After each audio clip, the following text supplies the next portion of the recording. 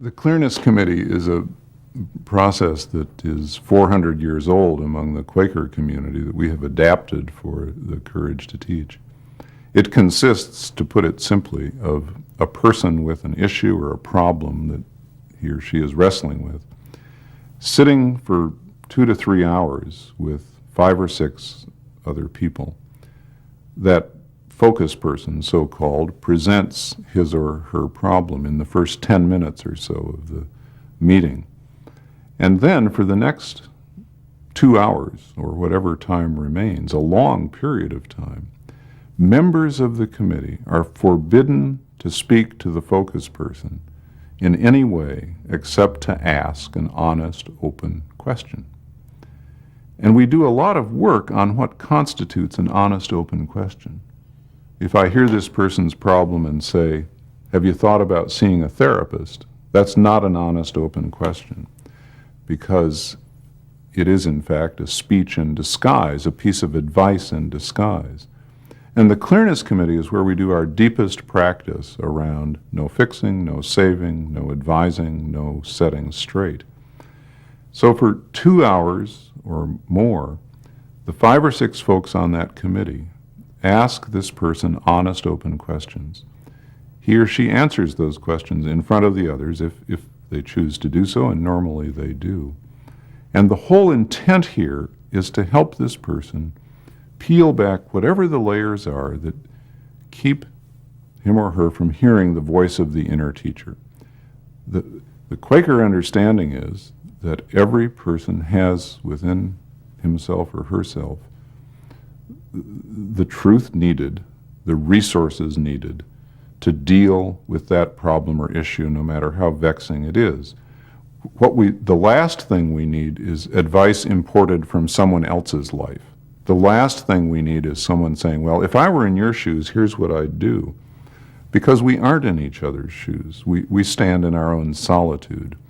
And this is a process that tries to honor that, but at the same time, while honoring solitude, bringing the resources of community to bear on that person's problem.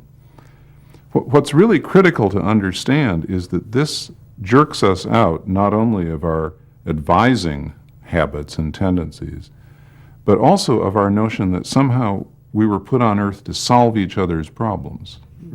We aren't. And so I always say to people that during a Clearness Committee, the task is simply to hold a human being in our hands and hearts as one would hold a small bird. And that as the committee goes along, there are going to be at least 3 temptations over that 2 or 3 hour period.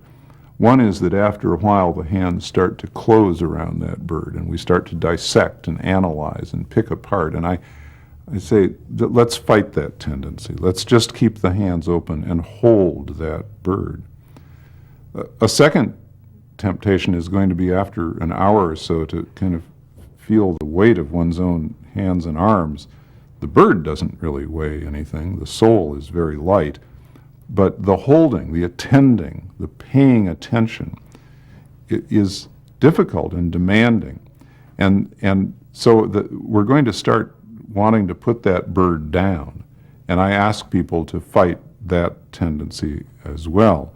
It's just 2 or 3 hours, and we can hold the bird for that long. And then the third and final tendency is that somewhere towards the end of the Clearness Committee process, after we've sat with this person for 2 or 3 hours and we've asked honest, open questions, and it's very hard to do this, we will start moving the hands this way. Fly, fly. Don't you get it? Don't you see it? Take off. Show us that you have learned something. And we're to fight that temptation as well. All in the world we're called to do is to hold that person respectfully, attentively, and with a desire to evoke the voice of that person's inner teacher, not for our sake, but for that person's sake. And when the committee process is over, we can simply withdraw those hands into the heart and hold the person there for as long as we want, for the rest of our lives. I think it's what the human self most yearns for in this world, is to be held respectfully, not to be invaded, not to be fixed, not to be set straight, but just to be held respectfully. And when that happens, the most amazing consequences ensue.